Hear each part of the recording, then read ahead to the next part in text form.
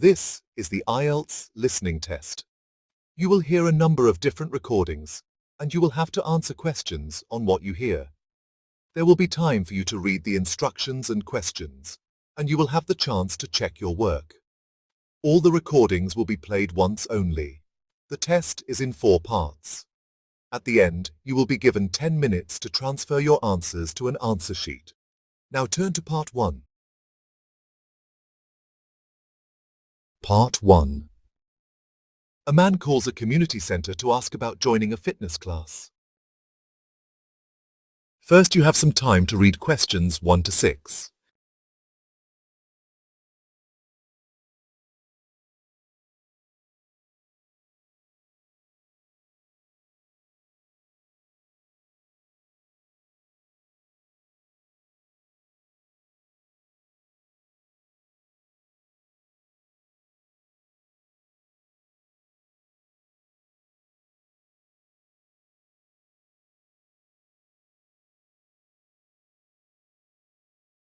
Now listen and answer question 1 to 6.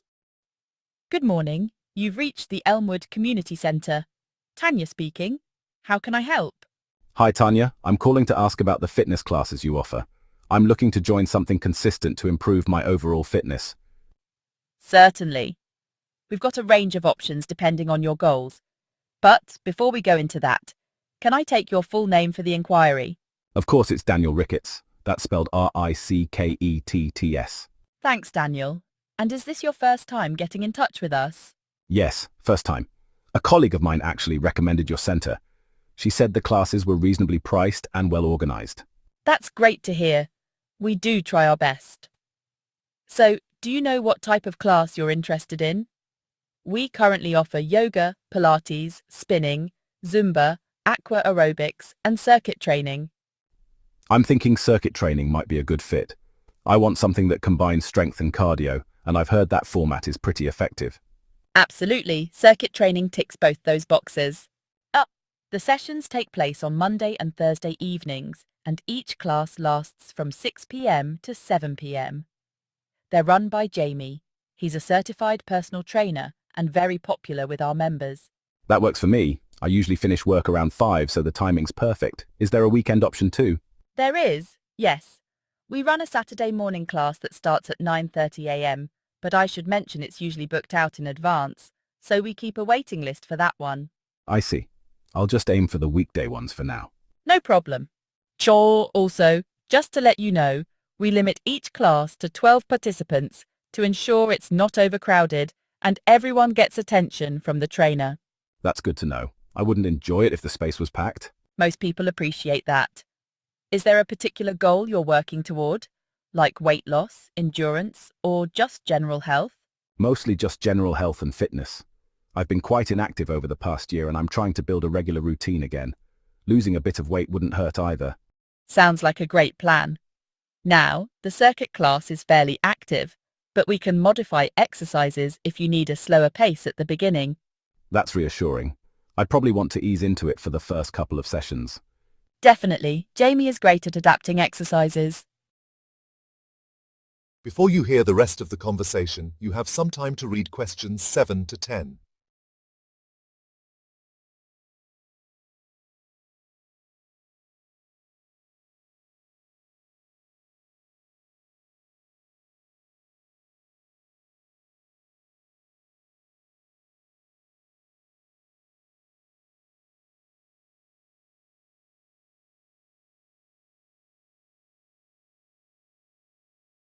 Now listen and answer questions 7 to 10. Now, before I book you in, I just need to take some basic details. What's the best contact number for you? It's 07721 598 432. And your email address? That's d.ricketts90@gmail.com. All lowercase, no spaces. Perfect. And finally, your address, please. Sure, it's 14 Meadowbank Avenue, Hilford. The postcode is HF36QT. Got it. Are you planning to drive here, or would you take public transport? I'd probably drive unless the car park is difficult to access. Not at all. We've got free parking for up to 90 minutes. After that, it's £1 per hour. But for most classes, people are done and out within the free time.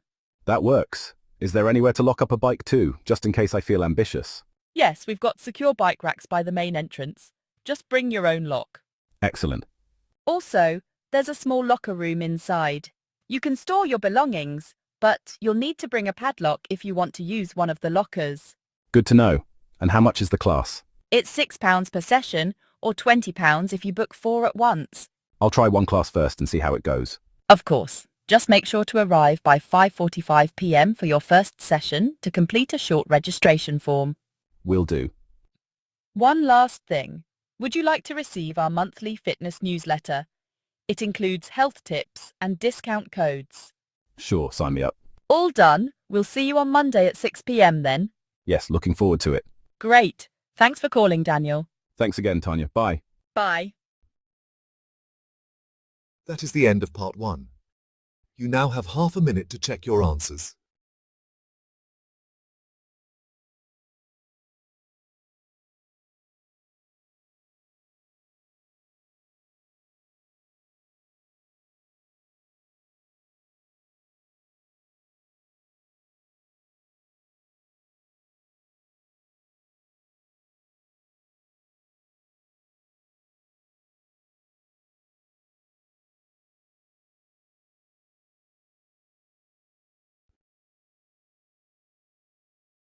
Part 2.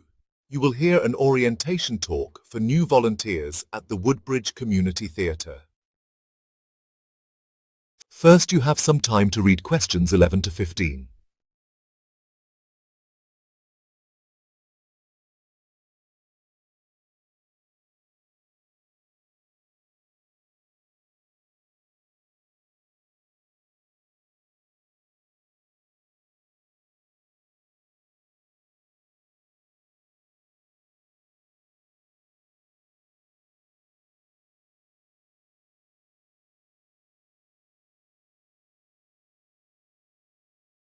Listen carefully and answer questions 11 to 15. Hello everyone, and welcome to Woodbridge Community Theater. I'm Harriet Webb, the volunteer coordinator, and I'm delighted that you've chosen to join us this season. Whether you're helping out behind the scenes or greeting audiences, your support is what makes this place work. Let me begin with a bit of background. The theater was founded in 1984 by a group of drama teachers and local performers who were frustrated by the lack of performance spaces in the area. They converted an old barn into a small 100-seat venue. Over the years, with council grants and community fundraising, we expanded. Today, we have a 250-seat auditorium, rehearsal studios, and a set workshop. The core of what we do is staging performances, of course. Each season, we put on 6 full productions, usually a mix of classic plays, family shows, and new writing. We also host traveling productions and community festivals throughout the year. In fact, we're one of the few small theaters in the region to support original local scripts. Now, about your roles. Volunteers help in many areas. Some of you will be assigned to front-of-house duties, welcoming guests, checking tickets, selling programs, and helping with seating. Others will assist backstage, helping move props, prepare costumes, or manage cues during performances. A few of you may be working in marketing, distributing flyers, managing social media, or assisting with newsletters. One area that gets overlooked but is vital is refreshments. We run a small kiosk during intervals serving drinks and snacks. Last season, we tested several options, offering hot drinks only, then snack boxes, and finally a full drinks bar. The snack boxes were the most successful in terms of revenue and ease of service, so this season we'll stick with those and hot drinks. As for training, you'll all take part in a short orientation this weekend. Those working front of house will attend a fire safety and first aid briefing as well. If you're backstage, we'll give you a separate induction focused on stage equipment and blackout procedures. We're also launching a volunteer reward scheme. Initially, we considered free tickets for friends or a monthly cash voucher, but the most popular idea turned out to be a points system. Each hour you volunteer earns points, and these can be exchanged for tickets, merchandise, or even a voucher for a local cafe.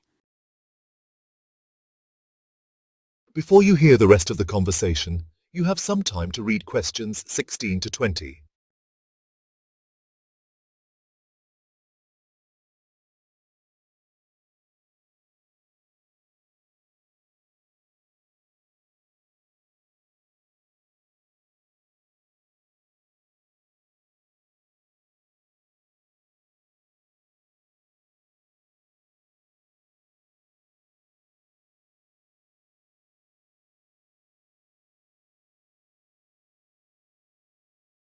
Now listen and answer questions 16 to 20. Before we wrap up, I want to share results from a recent survey we did with our audience members and some longtime volunteers. We asked them about modern trends in live entertainment and how they affect small theaters like ours. First, live streaming. Some theaters now stream their shows online. Our respondents said this was convenient, especially for older or disabled audience members. But they also felt the quality didn't always translate well through a screen. So many were a little let down by the experience. Next, immersive theater. This is where the audience becomes part of the action, often moving around the space or interacting with actors. It's very popular in cities, and our audience felt this is definitely a growing trend. We've even begun experimenting with short immersive scenes during our workshops. We also asked about dynamic ticket pricing. Some large venues charge more or less depending on demand or seating. Our respondents said it's already common practice in concerts and sporting events, but they worried it might make local theater less affordable. So they were cautious about it. Then, we looked at volunteer-managed shows, where the majority of production work is handled by community members rather than professionals. Most agreed it was empowering and led to strong community bonds. However, they also suggested that proper guidance is essential to maintain quality. Finally, mobile phone use in theaters. A hot topic. Almost everyone agreed it's disruptive and breaks the immersion of a live performance. Some even suggested signal blockers. So that's something we'll be addressing more directly this season. Thank you again for volunteering with us. Your enthusiasm and time are what keep Woodbridge Community Theater alive. I look forward to working with you all. That is the end of the part 2. You have half a minute to check your answers.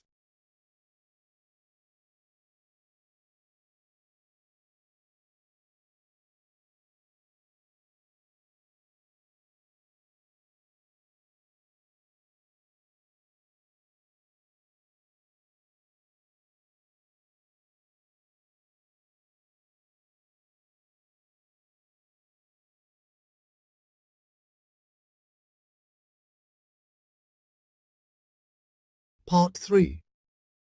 You will hear two students, Nina and Lucas, discussing a group project for their sociology course. First, you now have some time to read questions 21 to 25.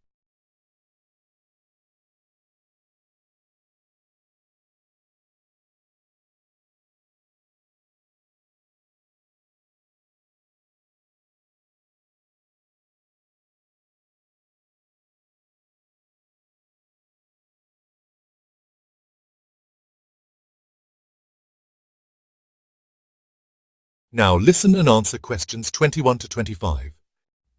Hi, Lucas. Thanks for meeting up. We really need to sort out the plan for our sociology group project.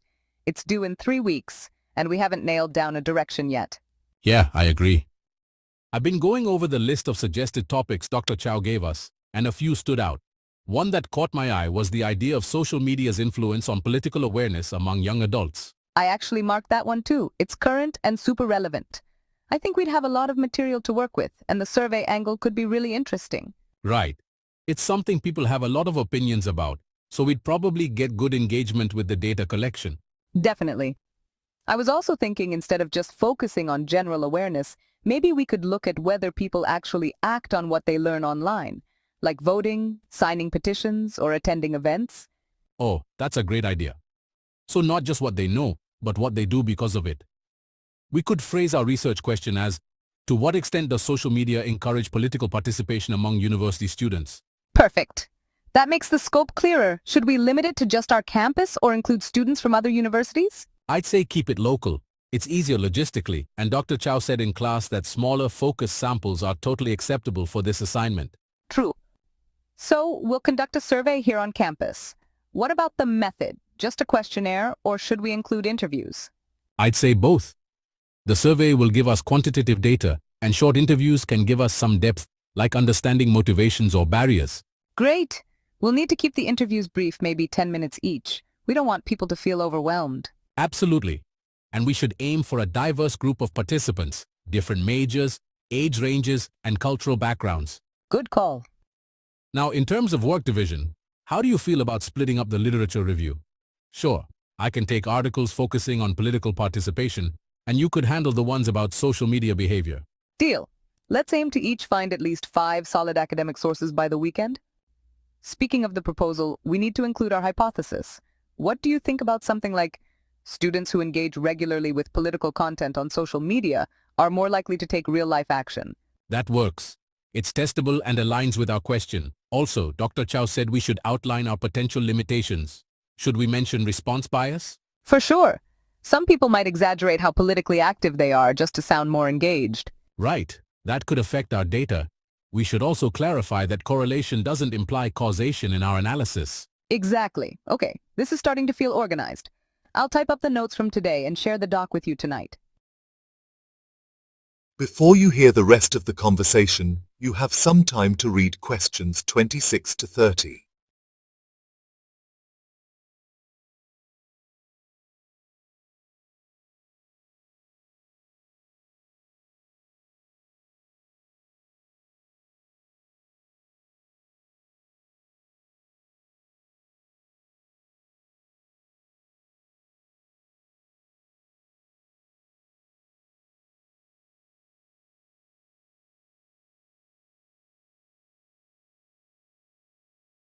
Now listen and answer questions 26 to 30. So about the presentation format, are we doing slides or a printed report? Dr. Chow said it has to be a spoken presentation with visual support, so slides are the way to go. Plus, I think a few well-designed graphs will help clarify our data. Agreed. I'm happy to handle the charts and visuals if you can organize the outline. Deal. And let's keep it to about 10 slides, one for the intro, a couple for methodology, 3 for results, and the rest for discussion and conclusion. Perfect. We'll also need to include citations on the final slide. Oh, and we should check the marking rubric. There was something about audience engagement being weighted heavily. Yes, I remember. We should make the delivery feel like a conversation, not just read bullet points. Maybe we can pose a question to the audience at the beginning. Something like, how many of you get your political news from Instagram or TikTok? That could get people thinking. Great idea. It'll set the tone. Also, when do you want to rehearse? I think we need at least 2 practice runs to feel confident. How about Tuesday and Thursday next week? That gives us time to finalize the slides by Monday. Sounds good. I'll book a study room in the library so we have a quiet place. Awesome. One last thing. What about printing handouts? I think we can skip that unless the professor asks for it. Let's email her just to be sure. Good call. Okay, I think we're in great shape. Let's get started on our parts tonight and check in on Sunday. Perfect. I'll message you once I upload my sources. Let's aim to have the first draft of everything by Monday evening. That is the end of the part 3. Now you have 30 seconds to check your answers to part 3.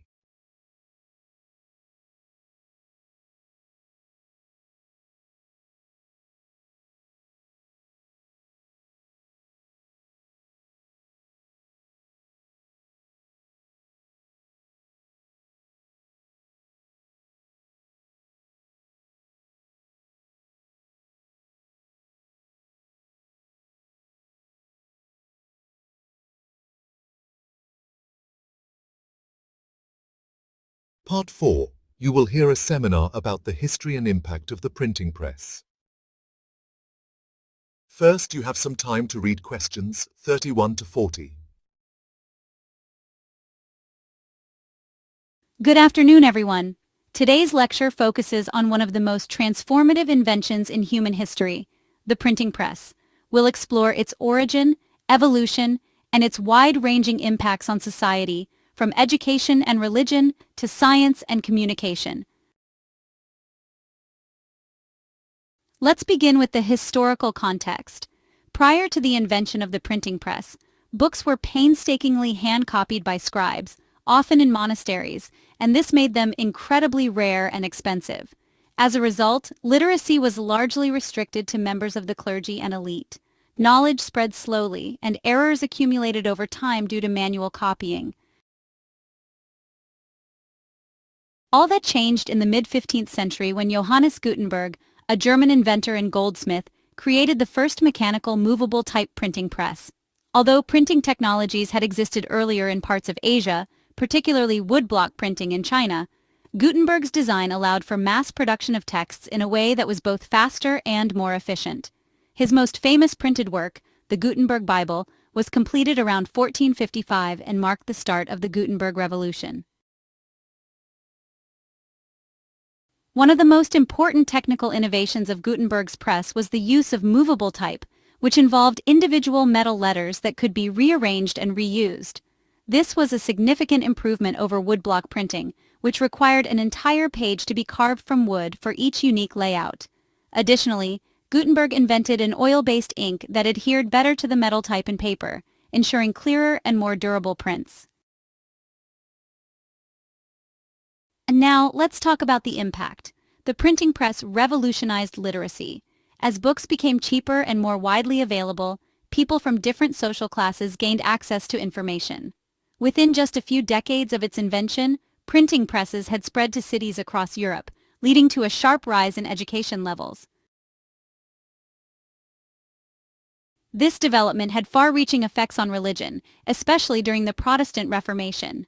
Martin Luther, a German monk, used the printing press to disseminate his 95 Theses in 1517.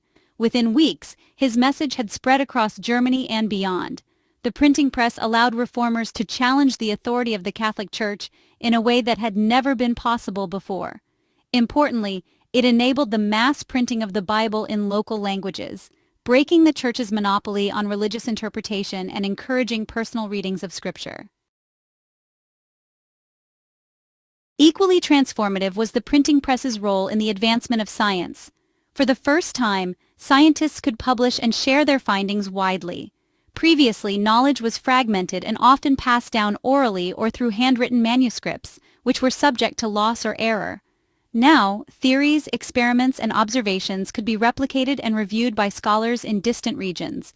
This sharing of knowledge was a key driver of the scientific revolution in the 16th and 17th centuries.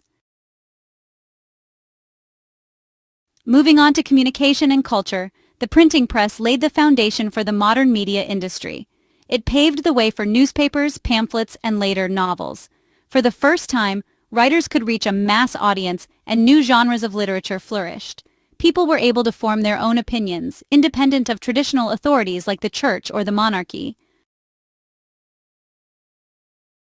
Of course, the printing press also had economic implications. The printing industry gave rise to new types of employment, printers, typesetters, publishers, and changed the way books were sold and distributed.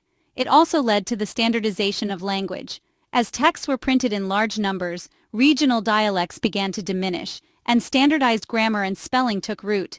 In many ways, the press contributed to the formation of national identities. However, the rise of printing was not without resistance. Some religious and political authorities feared the spread of unregulated information and responded with censorship. In fact, some governments instituted licensing laws to control what could be printed. Despite these obstacles, the press proved difficult to contain, and underground or illegal printing operations emerged in many regions. Interestingly, the spread of printing also changed the nature of reading itself. In earlier times, reading was often a communal activity, done aloud to groups. The availability of printed books led to a shift towards silent and individual reading, promoting introspection and deeper cognitive engagement.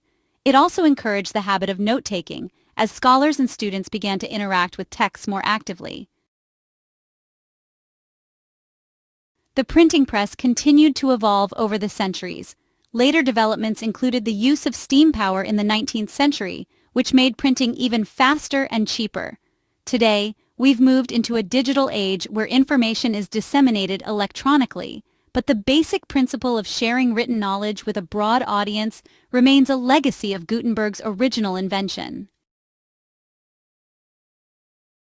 To summarize, the printing press had a monumental impact on education, religion, science, communication, and culture.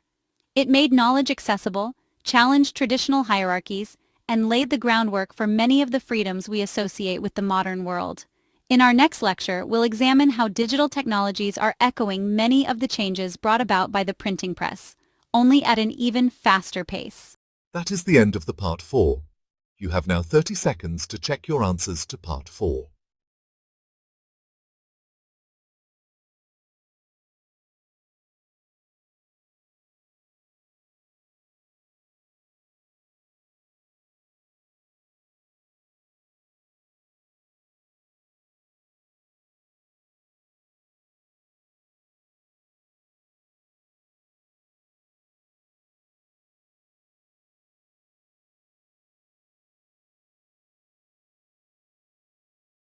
You have now 10 minutes to transfer your answers to an answer sheet.